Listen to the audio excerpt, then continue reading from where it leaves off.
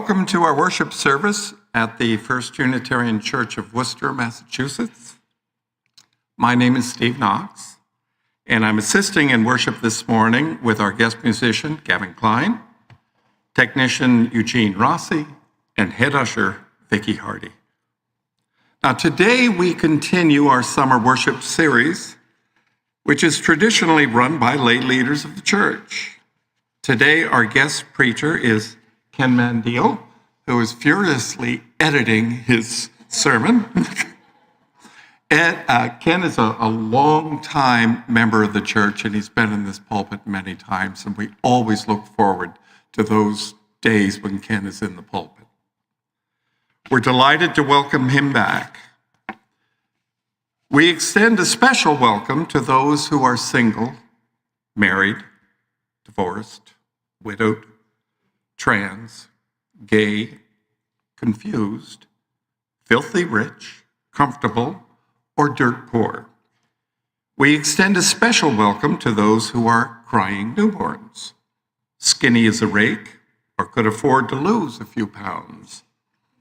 Now, if you are old Worcester, or new Worcester, or not Worcester, or just passing by, you are welcome. We welcome you if you can sing like Pavarotti, or your singing is flatter than a pancake at a billiard table. We welcome you if you were just browsing, just woke up, or just got out of prison. We don't care if you are more Christian than the Pope, or if you practice high reform paganism, Eastern Orthodox atheism, or haven't been to church since little Jack's christening. We extend a special welcome to those who are over 60 and have not yet grown up, and to teenagers who are growing up far too fast. We welcome keep fit moms, football dads, green thumbs, starving artists, tree huggers, little sippers, vegetarians, junk food eaters, but especially coffee drinkers. We welcome those who are still in recovery or still addicted. We welcome you if you are having problems or are down in the dumps. And even if you don't like organized religion, we've all been there. Now, if you blew all your money on last night's Powerball lottery, you're welcome here also.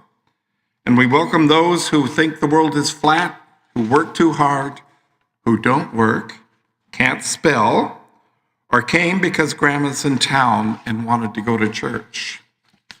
We welcome you if you're a Woo Sox fan or a Red Sox fan or even a Yankees fan. Those had better be quiet a bit. We welcome those who are inked, pierced, or both, branded, Botoxed, facelifted, or have bionic knees and hips.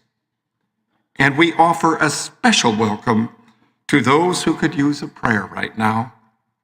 Had religion shoved down your throat as a kid, or got lost at Kelly Square, Lincoln Square, or Newton Square, and you wound up here by mistake. We welcome tourists, seekers, and doubters, bleeding hearts, but most of all, we welcome you to the First Unitarian Church of Worcester. Now, we are worshiping as one congregation in many places. We have people here in the sanctuary and people joining us online. The ministries of our church extend far beyond the walls of this sanctuary. If you're online, you can like this video to help others find us. Please subscribe to our channel and find more of our content. Our newsletter is the best way to stay in touch and join our other programs. If you would like to receive our e-newsletter, please go to firstunitarian.com, click on subscribe to our newsletter at the bottom of any page. If you are here in the sanctuary, you can visit the welcome table and sign up to receive the newsletter. Following the worship service today, we will have fellowship in the church parlor, which is right through this door. All are welcome. This is the day the Lord has made.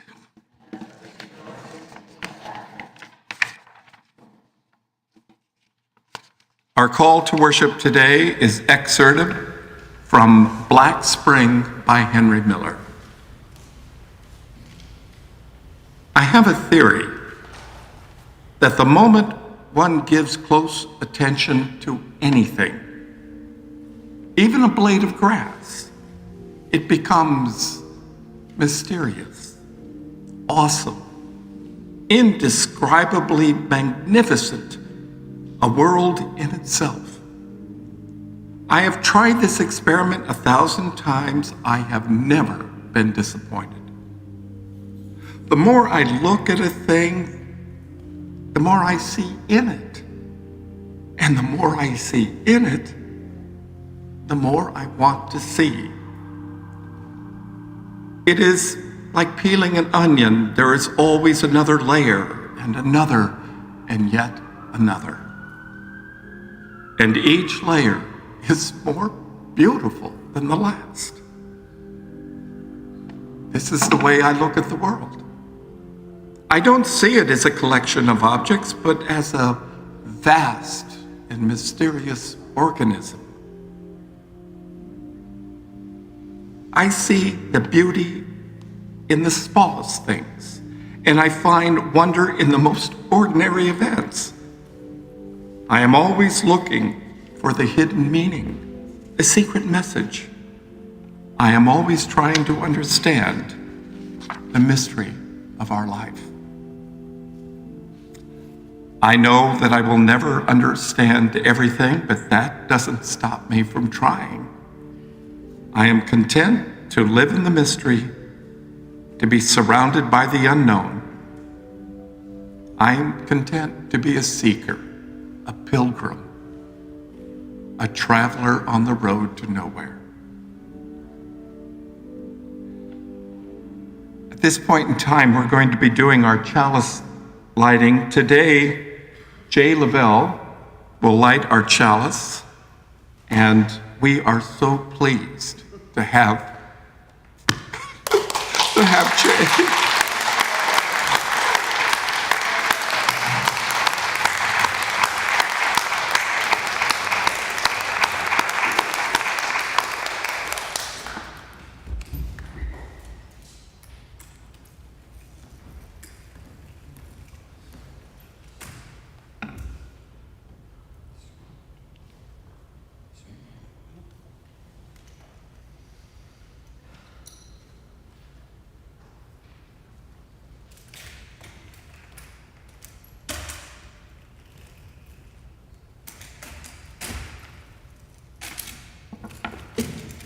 In the spirit of love, We light this chalice.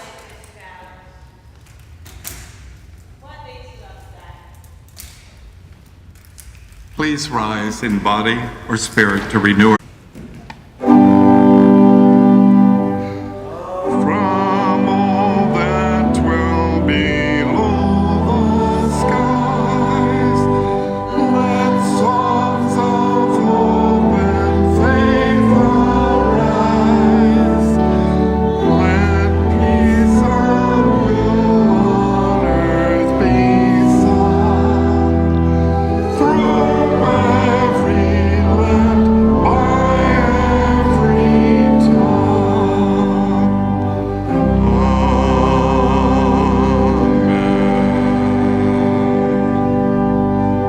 Please remain standing for our opening hymn, number 83, in the gray hymnals and on the screen.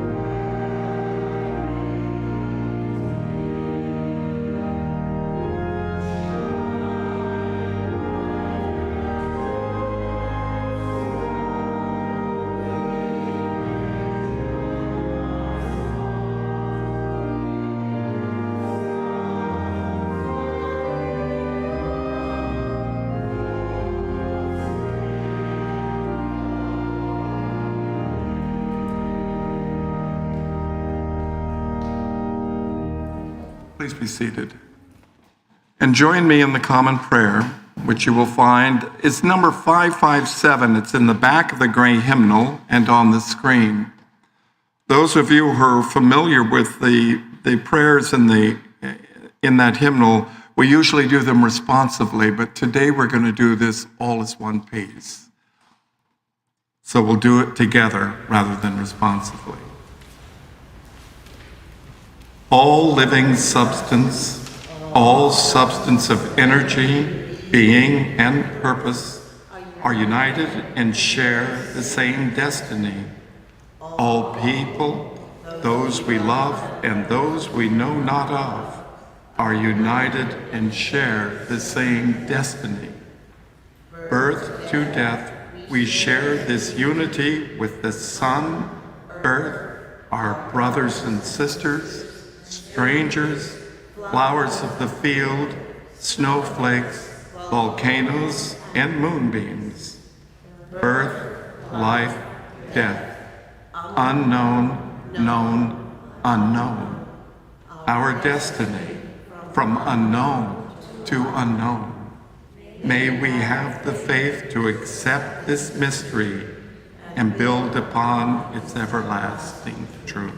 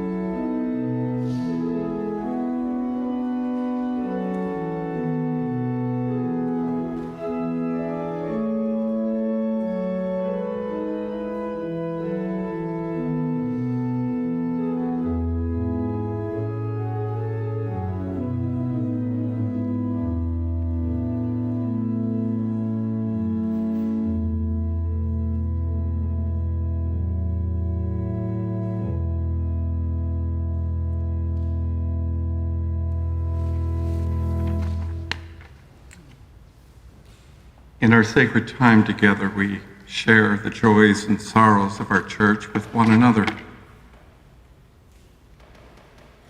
Jen writes, I have a friend in hospice care and ask for prayer for Rich that his end-of-life journey is smooth and tolerable. From Bill Ruggiero. He asks for prayers of health and happiness for all of us. From Ellen O'Neill Wade.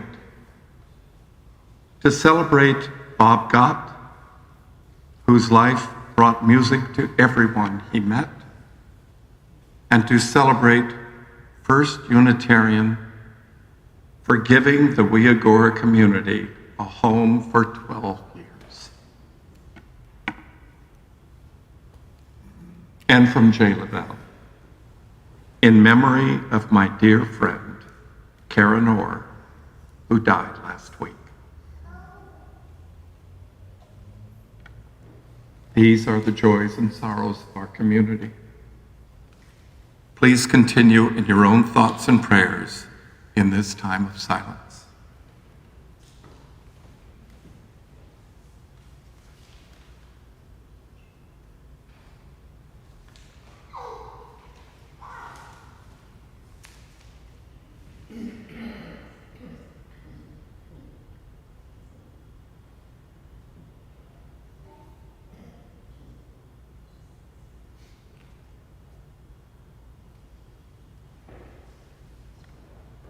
There are joys and sorrows that have gone unspoken, but we rejoice in the words of Jesus as we say the Lord's Prayer together.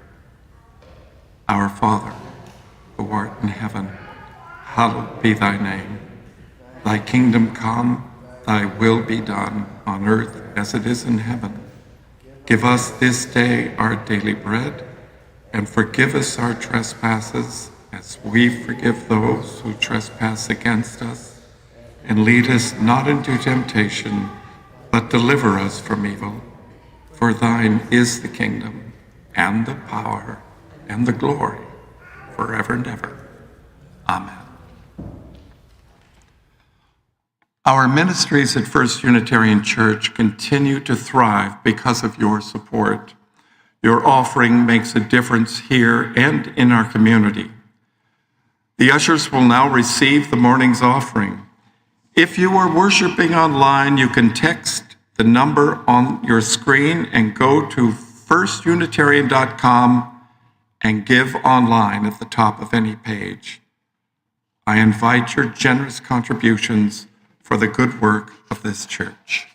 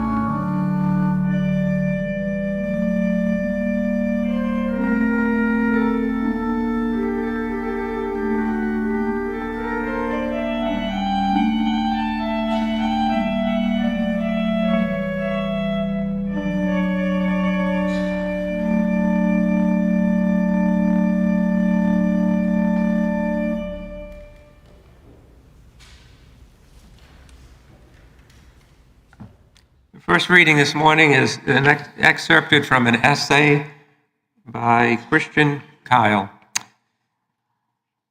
The Chicago's World's Fair of 1893 was the greatest technological demonstration in human history. The fairgrounds were comprised of 14 gargantuan buildings built of wood and painted in gleaming white. The largest was big enough to hold Madison Square Garden, St. Paul's Cathedral, the U.S. Capitol, and the Great Pyramid of Giza at the same time. It was such an epic event, in fact, that about 42% of the U.S. population attended the fair, including Buffalo Bill, Thomas Edison, Nikola Tesla, Clarence Darrow, Susan B. Anthony, and Archduke Francis Ferdinand. One of the primary draws to the fair was simple: electricity. For most, the fair would have been their first run-in with the widespread electrical lighting and machinery. Murat Halstead, an esteemed writer in the late 19th century, captured how it felt to see electric lighting for the first time at the fair. Quote, "The fair, considered as an electric exposition only, would be well worthy of the attention of the world. Look from a distance at night upon the broad spaces it fills and the majestic sweep of the searching lights, and it is as if the earth and sky were transformed by the immeasurable wands of colossal magicians, and the superb dome of the structure, that is the central glory of the display, is glowing as if bound with wreaths of stars. It is electricity." The fair was also chock full of stars. Harry Houdini gave a magic performance. John Philip Sousa's band played for the dedication. The Pledge of Allegiance was performed for the first time at the fair. An astounding number of iconic American brands made their debuts at the fair, from Cream of Wheat to Juicy Fruit, from Quaker Oats to Aunt Jemima and Hershey's. And my personal favorite, a beer from Pabst, that after winning the fair's top honors, forever adopted the name Blue Ribbon. The list of inventions, cultural icons, and future stars present at the Chicago World's Fair continues nearly indefinitely, but you get the picture. It was a spectacle to behold. The overwhelming wonders of the Chicago World's Fair were emblematic of the age in which they came about. In the 1890s, a wave of inventions changed how all Americans lived and accordingly shook the very fabric of American society. To some, the wonders of the fair inspired their subsequent inventive and creative endeavors. But to others, the fair marked everything they were afraid of: the advancement of dangerous ideas, the willing acceptance of a blind public to test out deficient experimental technology, and the beginning of the end. That's the promise and peril of innovation. It represents change. Some people love change, others loathe it. Please rise in body or spirit to sing hymn number 331 in the gray hymnal and print it on your screen.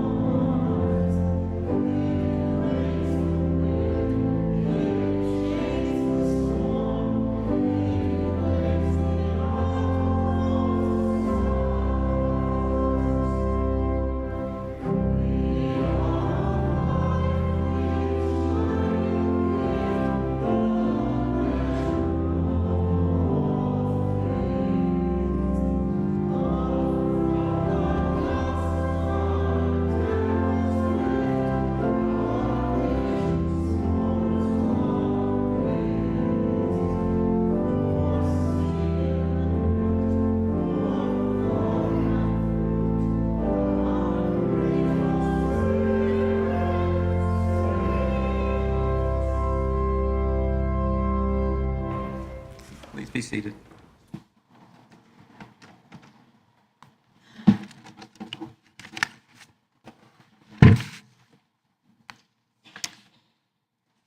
The second reading is called On the Other Side of Change. If there's one thing we can be sure of, it's that change will happen. It's unavoidable. We are a species that by nature has changed and evolved over time, not to mention the ever-changing dynamics of society, social, and political structures. Change literally wakes us at every turn. At every full spin of the earth, it greets us at every arrival of the morning, even despite the fact that our routines and habits may stay the same. We cannot seem to escape change. Yet we try to because there's an anxiety that overcomes us. We clench our fist around what we already have and tighten our knuckles when we might have to give it up, especially for the sake of having to adapt to something different. It's why we linger on overdone relationships and fight for friendships that no longer serve us. It's why we refuse to give up things that we know no longer benefit us. Because as soon as we know it's near, there's an internal feeling to fight it, a fight or flight kind of feeling. We grow up to like the way things are. We get comfortable and attached, making the unavoidable even harder to endure. It's understandable. Change is hard. It calls on us to unclench our fist and accept something in its place we do not know.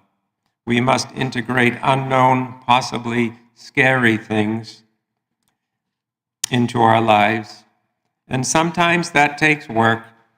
There are often growing pains and uncomfortable confrontations that accompany change. But what awaits us on the other side is a reality we couldn't have predicted or orchestrated without necessary changes. It's our fear of change that stops us from transcending onto better ways of life, more advanced states of being, better friendships, relationships, and career paths. There is always so much that lies on the other side of change. If finger by finger we unclench our fist as well as the grip of fear, and the less attached we become to the way of life we've grown accustomed to, the quicker the universe will start implementing such changes. And right there, on the other side, will be our better way of life, shaking its hypothetical head as if to say, I told you so.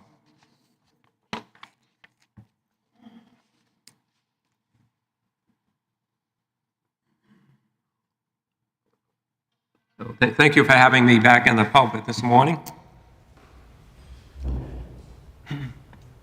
Diane and I are going through one of our most stressful events of our lives. We are selling our beautiful home of 30 years to move to a new condo in a new community. When we bought our house in 1991, it was a great fixer-upper for the very naive young couple that we were. We moved in when Diane was pregnant with our first child. 3 children came and went from that home, creating many wonderful and happy memories for us. This house was the stage where the story of our family came to life. We put our hearts into this house and turned it into a home, our home, agonizing over paint colors and furniture and rugs and window dressings and picking up knickknacks and mementos during our family vacations. Outside, Diane put her heart and muscle and creativity into a collection of incredible gardens and landscaping. We hosted Thanksgivings and Christmas morning Santa deliveries, birthday parties, back-to-school parties, and church garden tours, Mother's Days and Father's Days, and friends and family. We will always think of this house in Worcester as our home. Moving into a new home isn't the hard part, it's the letting go that is hard. We're excited about what lies ahead of us in our new community. But as we pack, we're having to make a lot of choices to let go of pieces of our past. We're learning to let go of this home that we love, knowing that the love that we put into it over the past 30 years and the wonderful story of us as a couple and of our children who arrived in our home as babies and left as young adults, this will never mean anything to the new owners. Change means letting go, but it also offers hope for something different. It won't be better necessarily, but it offers us the chance to create a new twist in the story of our lives. It's a recognition that our lives are a story, and stories have chapters. We're ready to write a new chapter, yet we do not know what story this chapter will tell. At the core of any story is change. How boring would a story be where nothing ever changed? Humans are pre-programmed to hold on to that which we know. We hold fast rather than unclench our fist finger by finger, opening our hands so that we are free to grab onto something new. When we are young, we haven't developed the comfort of habits that resist change. We'll find a new girlfriend or boyfriend if we're not happy with the one we have. We'll look for a new job when we're unhappy. We'll move to a new city for a new start. As we age, though, our roots cling to the people and the places and the habits and objects that we collect through our lives.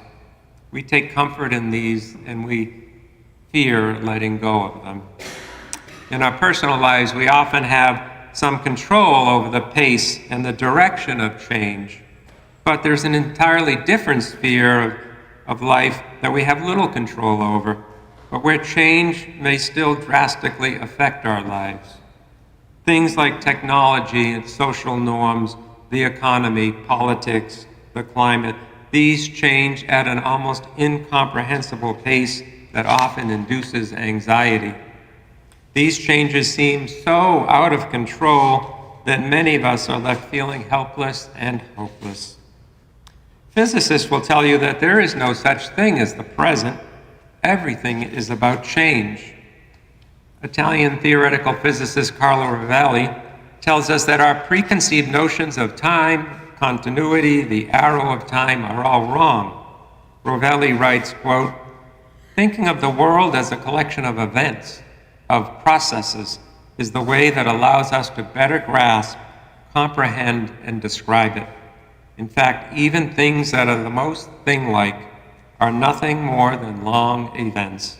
The hardest stone is in reality a momentary interaction of forces, a process that for a brief moment manages to keep its shape, to hold itself in equilibrium before disintegrating into dust again. The world is nothing but change," he says. "The world is a network of events.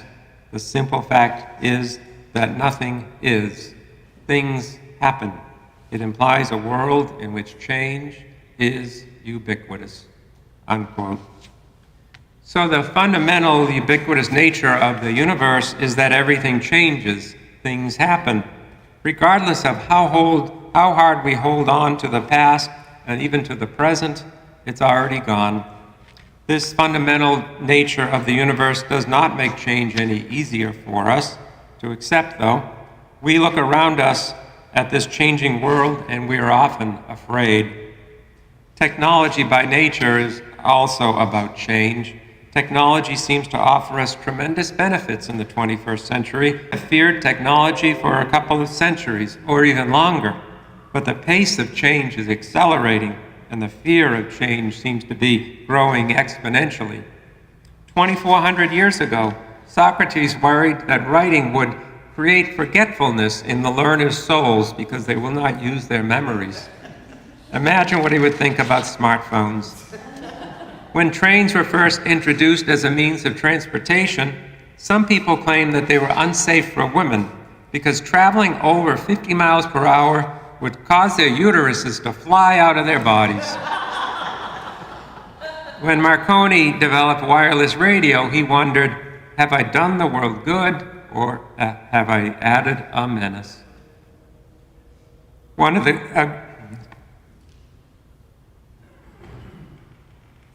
greatest changes that we're dealing with now as a society, and which is generating a lot of fear, is artificial intelligence, AI. We've heard claims that AI will make humans irrelevant, that many jobs will disappear, that AI will become autonomous and will destroy all of humankind. A paper published by the philanthropic organization Open Philanthropy says that there is a 10% chance that AI will destroy humanity by 2070.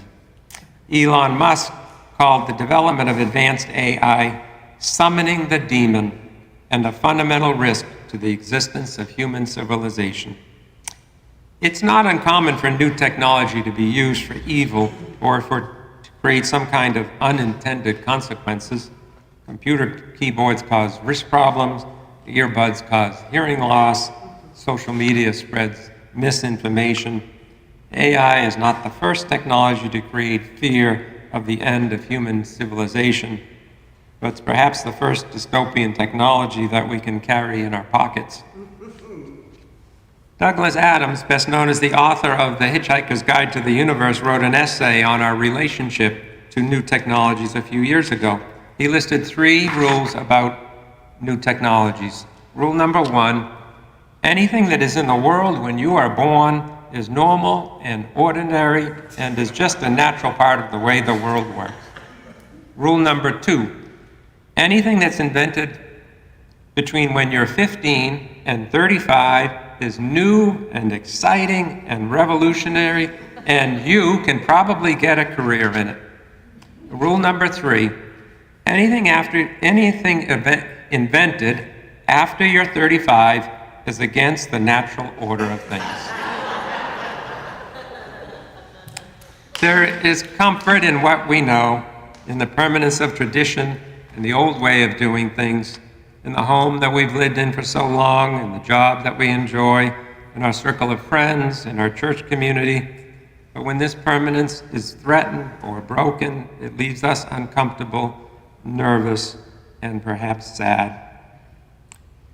I recently read an Italian novel called Il Gattopardo, The Leopard. It tells the story of Prince Don Fabrizio Solina, a Sicilian nobleman living in Palermo in 1860, when Garibaldi's expedition of 1,000 red shirts were arriving to attack 20,000 Bourbon troops defending Sicily. Don Fabrizio is aligned with the Bourbon king, but he knows that the king's time is limited, and along with it, his own aristocratic way of life. Don Fabrizio learns that his own favorite nephew, Prince Tancredi, has joined Garibaldi against the king. Prince Tancredi warns Don Fabrizio with the most famous line in the novel: "If we want things to stay as they are, things will have to change." If we want things to stay as they are, things will have to change. This cryptic line has been interpreted in several ways. I take it to mean that change is inevitable, and if we fight against the tide of change, we will destroy what we have. Change is ubiquitous. This is one certainty about the way things are. It is the way of the universe. Outside of the world of quantum physics, the arrow of time goes only in one direction, forward. So how do we cope with what seems like a rapidly accelerating and frightening pace of change? How do we find solace in letting go of the habits and places and things that bring us comfort? How do we avoid becoming unnecessarily fearful of change? I offer you 5 suggestions. 1, accept that change is inevitable.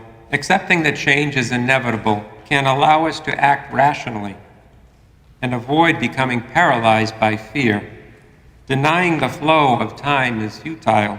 Emerson said, quote, "All things are flowing, even those that seem immovable. The adamant is always passing into smoke. The plants imbibe the materials which they want from the air and the ground. They burn, that is, exhale and decompose their own bodies into the air and earth again." The animal burns or undergoes the like perpetual consumption. The earth burns, the mountains burn and decompose, slower but incessantly. Second suggestion, turn off the fear-mongers, particularly cable news. There's a reason why the pessimism of Americans has risen dramatically over the past 4 decades. We immerse ourselves in news and information that is 99.99% purely depressing, dire, and hopeless. But it does not reflect the full reality and beauty of our world and of the people that we share it with. It steals from us time that could be used to enjoy our friends and family, or art and literature and music, whatever brings us joy. Willie Nelson's son Lucas has his own country rock band called Lucas Nelson and the Promise of the Real, and they sing a wonderful song called Turn Off the News. The chorus goes like this. I'm not going to sing it because that would be depressing. So, turn off the news and build a garden, just my neighborhood and me. We might feel a bit less hardened. We might feel a bit more free. Turn off the news and raise your kids. Give them something to believe in. Teach them how to be good people. Give them hope that they can see. I'm not asking you to be ignorant of what's going on in the world by turning off the news. Definitely not. But listening to endless analysis, watching the same ugly images dozens of times, flipping channels to see the same story over and over again, reading book after book, predicting our doom, is an overload of negativity. It's poison to our social psyche and has left much of our society living in unnecessary, unproductive, and paralyzing fear of change and of the future. Turn off the news and build a garden with me. Third suggestion, understand that your fear of the future is due to your belief that the future can and should be better, but you cannot see it when you are surrounded by so many problems. An Atlantic article suggests that we, quote, consider ourselves not as potential dwellers in our end-stage utopia, but rather as participants in an unfinished and perhaps unfinishable journey toward a more just world. It is a journey that is worth undertaking for its own sake, rather than because we believe results are imminent. We can expect less while still hoping and working for more. Such a mindset shift might help people better reframe their own despair. If someone is dissatisfied, it's because that person can envision how much better our society could be. Unquote. 4, remember that your worst fears rarely come true. The catastrophes generated in our brains are likely never going to happen. The fiction you create in your mind will scare you much more than what you're actually dealing with, whether it's something in your personal life or something you see in the news. And what if your worst fear happens? Well, there are many scenarios that definitely would adversely affect our lives. Often, the challenges of our lives enrich our lives by giving us an opportunity to grow. While change is inevitable, our reaction to it is not. Finally, number 5, most importantly, keep a firm grasp on the core of what makes you, you. The world will change, you will get old, you will lose family and friends, and bad things are going to happen. These are all the price we pay for living. But keep yourself anchored in what is important to you, in your core values, your spirituality, in God, whatever brings you happiness and meaning to your life. As individuals, we will change. We cannot stop the decay of our bodies forever, but the core of our being, what gives each of us an inherent worth and dignity, that can remain, regardless of what the universe delivers to us.